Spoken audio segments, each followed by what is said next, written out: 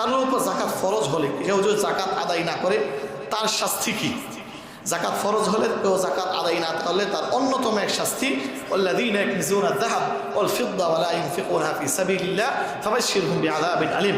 আল্লাহ তাআলা কোরআনুল কারীমের মধ্যে আয়াত বলতেছেন, যারা ধন সম্পদ একত্রিত করতেছে, স্বর্ণ রূপা একত্রিত করে রাখতেছে, ফাবাশশির, এবং তা এগুলো আল্লাহর রাস্তায় দান করে না, জাকাতও দিচ্ছে না, সদকাও দিচ্ছে না, ফাবাশশিরহুম বিআযাবিন আলীম।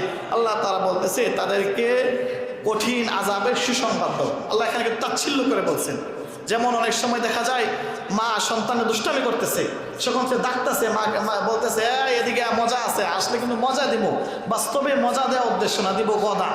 তো আল্লাহ তাআলা এরা বলতেছে ফাবাশশিরহুম বিআযাবিন আলীম, তাদেরকে কঠিন আযাবের সুসংবাদ দাও, অর্থাৎ কঠিন আযাব দিবে, এটাও আল্লাহ তাচ্ছিল্য করে বলতেছেন। এরপরে কি আযাব?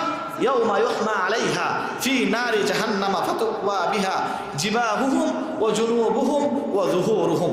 আল্লাহ তাআলা তাদের এই সম্পদগুলোকে একত্রিত করে জাহান্নামের আগুন দ্বারা এগুলোকে গরম করবে, এবং এগুলোকে গরম করে তাদের কপালে এবং তাদের পিঠে এবং তাদের পার্শ্বে, এই তিন জায়গায় কথা আছে, কপাল, পিঠ, পার্শ্ব, এই তিন জায়গায় এই সম্পদগুলোকে গরম করে জাহান্নামের আগুন দ্বারা গরম করে দাগ দেওয়া হবে। কোরআনুল কারীমের আয়াত।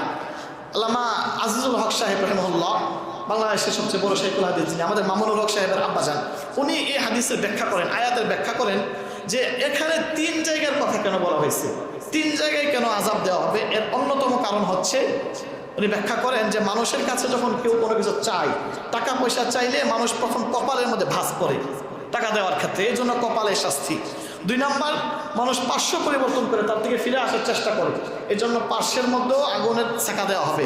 3 নাম্বার, মানুষ যখন এই পাপ কাজগুলো করে মানুষ তাকে পিঠ প্রদর্শন করে চলে আসে, এই জন্য পিঠের মধ্যেও শাস্তি দেওয়া হবে। এছাড়া অন্য হাদিসের মধ্যে আছে, কেউ যখন সম্পদের জাকাত আদায় না করবে, এই সম্পদগুলোকে আল্লাহ তাআলা বিষধর সাপ বানাবেন। মান আতাহুল্লাহু মালান ফালাম ইউআদ্দি যাকাতা মুসিলা লাহু ইয়াউমাল কিয়ামাহ শুজাআন আকরা। মানুষ যখন জাকাত আদায় না করে এই জাকাতের সম্পদগুলোকে আল্লাহ রাব্বুল আলামিন বিষধর সাপ বানাবেন। কেমন বিষধর?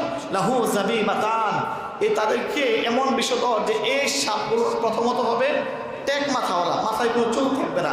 2 নাম্বার, চোখের গোড়াতে দাগ থাকবে, মাথার মধ্যে 2টা দাগ থাকবে, এবং আল্লাহ রাসূল বলতেছেন ইউতাওয়াকাহু ইয়াউমাল কিয়ামা, এই সম্পদগুলোকে সাপ বানিয়ে সাপগুলোকে মানুষের গলায় আল্লাহ তাআলা ঝুলাইয়ে দিবেন।